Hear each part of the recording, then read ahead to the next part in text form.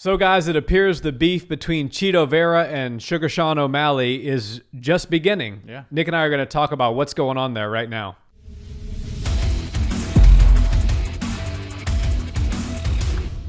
What's up, Barnhill family? Welcome back to the channel. Yo. So, Nick, it looks like the war of fists has ended between Sean OMalley and Chito Vera, but the war of words certainly has not. So, what's going on there?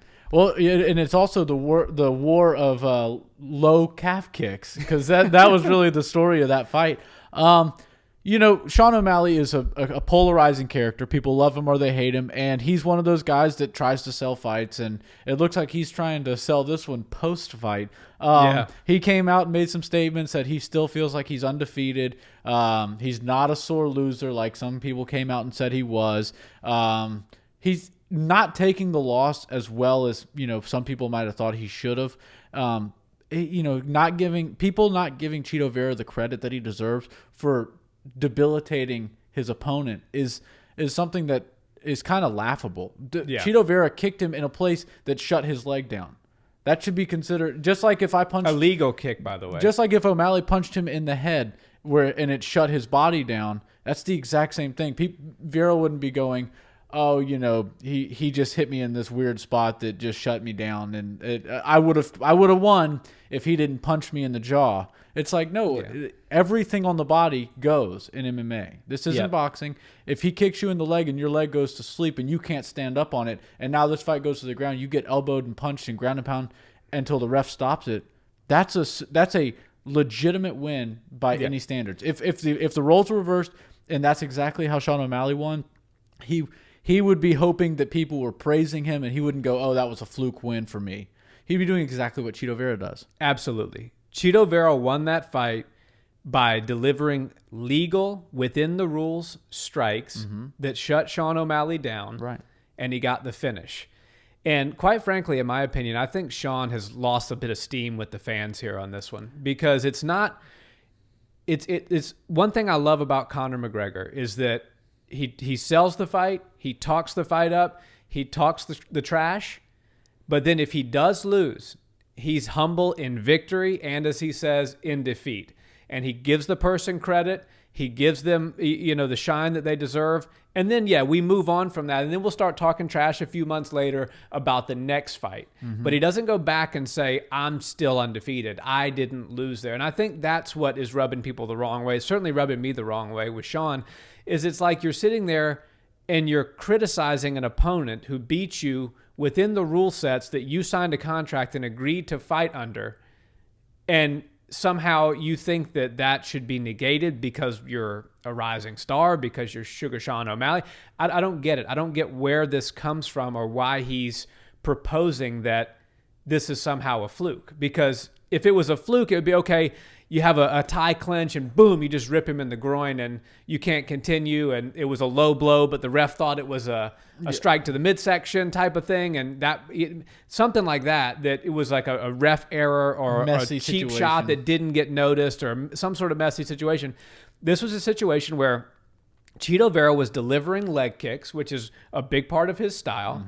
He delivered them to a spot that effectively shut your leg down. You could no longer stand on it. You fell to the ground, and he finished you. Right. It's like it's no different than if you're fighting Khabib, and look for Justin Gaethje to do this. Throw leg kicks, disrupt his wrestling. What's a way to disrupt a wrestler from taking you down? Shut their legs down. Right. That's part of the game plan. That's part of the strategy. And if Sean can't handle this loss a little bit more graciously, it gives me a little bit of pause as to how big of a superstar he can actually become, because he's getting hung up. And this is no disrespect to Chito Vera, but he's getting hung up on a guy that a lot of people didn't know before he fought Sean OMalley. Right.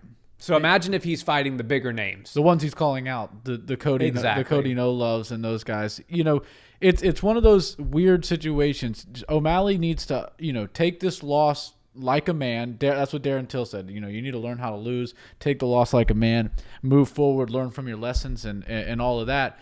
And it just seems to me like he's acting kind of immature regarding this fight, and it's off-putting. People and he came out, even I think he realizes that maybe he reads the comments, maybe he doesn't, maybe he just can feel the way he's portrays a certain character, but he goes, look, I'm fine with being the bad guy.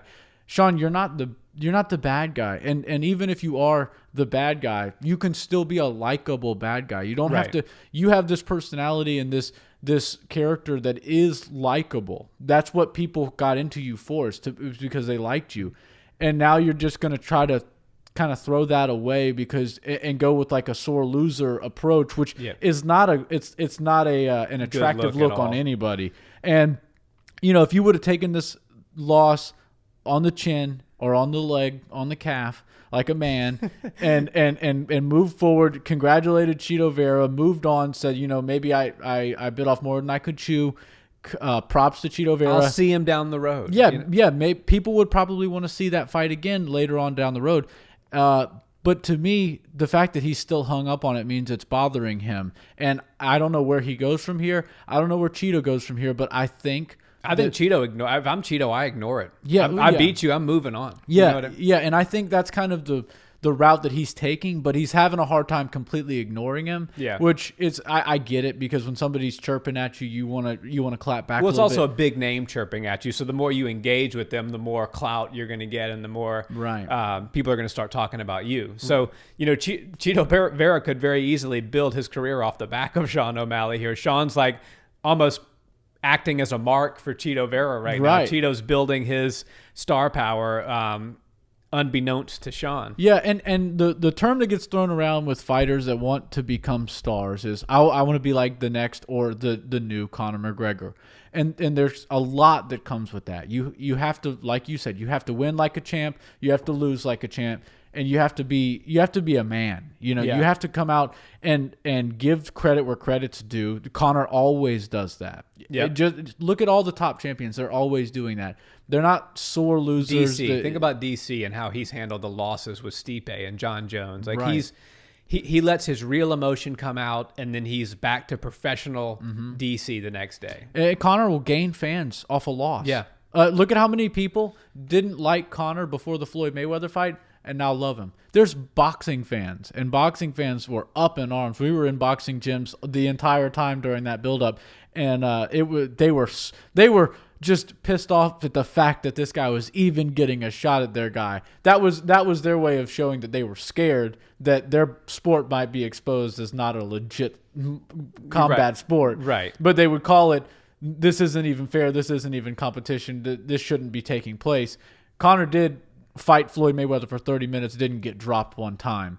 And he did lose the fight, but he did land some good punches, better than some boxers landed. Better than Floyd would have done against just about any MMA fighter, including the local MMA fighters that we watch fight here in Houston. Yeah, so I'd still watch CM Punk versus Floyd Mayweather in MMA. I mean, I think Floyd might get him out of there, but you never know. Who knows? But the thing about Sean that bothers me, and it goes back to the adage that Professor always talks about in jiu-jitsu, is you either win or you learn. Right. And Sean was undefeated going into this fight. Right. So we didn't know how he was going to handle a loss. Right. Now he's suffered his first loss, and we're kind of getting a glimpse into how he's handling a loss. And he's proving to be a bit of a head case, kind of like a Cody Garbrandt, where he can't accept it. Right. He can't learn something from it, because if you don't accept that like, for example, if you do something wrong and you apologize for it, you say, you know what, I've learned, I did wrong, and I'm going to not make that mistake again, then you can use those as a character building moment, a lesson. It's a teaching moment, and you get better for it. You learn how to defend that leg kick a little better. You learn how to implement a game against a guy who's kick heavy a little bit better. But when you flat refuse to accept the outcome, that's when you've learned nothing, you've suffered a setback, and you've lost some fans. So it really makes me wonder, can Sean ascend in a very tough division, by the way? Peter Yan, Aljamain Sterling. The hottest division out there right now. Yeah, TJ Dillashaw's coming back in hot next year. I was hype on Sugar Sean about being a potential champion earlier this year. I'm not so sure that I see it that way anymore. And maybe he could be still young. He's still got time. But Aljamain Sterling's pretty young too. Peter Yan is pretty young. I know they're a couple years older, but nonetheless, you're talking about a lot of good young talent that is disciplined, that is learning from their mistakes, that is, putting in the work in the gym. And not just kind of running your mouth against a fighter who you lost to. It's to me, it's very off-putting, and I hope that he can get past this because I am a fan of his. I hope he can get back on track. Yeah, and to your point, it's the Alcoholics Anonymous or really any of those types of things basically narrowed down to we can't help you unless you're ready to help yourself. Right. This lesson of taking this loss like a man, learning from Chito Vera, learning what you did wrong, learning what he did right. If you're not willing to accept those lessons, then they can't teach you anything. Exactly. And this is his problem because I don't think he's truly taken this loss, gone and dissected his game plan. He did look great. Don't get me wrong. He was doing everything right until Chito Vera started doing everything right. And you can't blame a guy because your leg shut down and you want to throw, your coach under the bus for, my ankle wraps were too tight and I couldn't feel my. None of that matters. This is a cage fight. You guys signed a contract for on this day to fight at this weight under these rules, and, which include leg kicks. Yeah, by the way. And if you want to wear ankle bracelets, then sure, go ahead and rock them if you want. But if they're hurting you, like you said, 30 minutes before the fight, you can't even feel your legs. Take them off. Yeah, as our little nephew says when you put his shoes on, too tight. He doesn't like them. So if they're too tight, take them off. Right. You know what I mean? Stop making excuses. That's such a ridiculous excuse. My ankle wrap was too tight. And I think what you're seeing here with Sean is that he's training with there's no discipline in the camp. Yeah. There's no Henry Hoof. There's no Jackson Wink sort of guidance to what he's doing. I'll add to that. There is they are a disciplined gang, but there's no mentor, father figure, coach figure. It's a bunch of young kids trying to figure it out. And not to say this coach isn't a good coach and he cares about Sean because he does. He came with him all the way from Montana. And I think he's a good coach. But I think if Sean wants to ascend the ranks and really be a contender or a champion, they're going to have to get some parental supervision in that camp. Right. And just some wise minds, like we always bring up the Johnny Drama quote, nothing outweighs experience. Yeah. You true. get a Winkle John, you get a Henry Hooft, and any of these guys from these major organizations or these major not promotions, gyms. Yeah. They're going to help you become a man. They're going to help you become a well-rounded fighter, and they're going to show you the mistakes that you don't even realize you're making. A Mike Brown at American Top Team, something like that. He's going to have to make Sahabi. a move like that because it's going to take somebody who really is deeply experienced, has in Mike Brown's sort of situation, has been in the UFC, has fought the tough fights, has learned from that, round out Sean's game.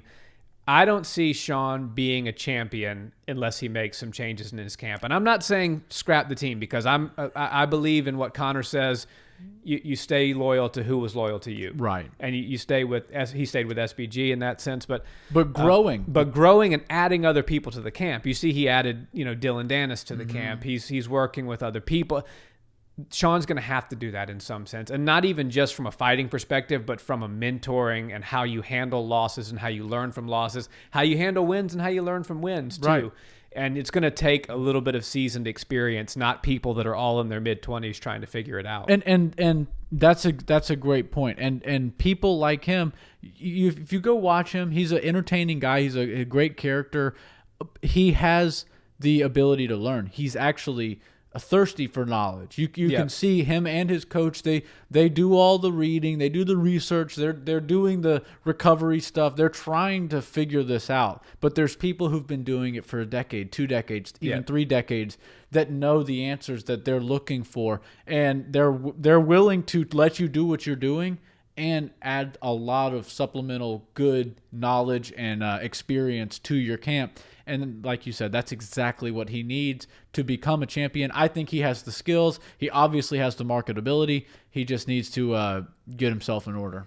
Yeah, I think so. And, it's not that they're not trying to do the right thing. Right. But you can go way down the wrong road in the name of trying to do the right thing. You can be doing exactly the wrong thing. Right. And it takes somebody who's a mentor, experienced person to right that ship and keep you on a course that's taken you to wherever you can rise to your best potential. Right. It's way worse to drive down a road and wait for a sign to see you're going the wrong way than for somebody to just tell you right as you take that turn, hey buddy, you're going the wrong way. Turn around, you turn real quick, and let's go this way. So I do think that moving forward, Chito Vera needs to fight a ranked opponent. I think he's earned that title. Absolutely. I think maybe another top 15 guy, not quite into the top 10, but if he can keep winning like this. And the name, like you said, he's building his name off of this OMalley fight. He's clearly got a lot of fans because OMalley did rub people the wrong way with this loss. He's getting some shine. He was on Food Truck Diaries. He's on some of the things that the bigger name fighters are, the things that are typically reserved for the bigger name fighters. And he deserves it. Absolutely. And if he can keep winning, which I think this win made him even more hungry to be a top competitor. You know, he's always been kind of there.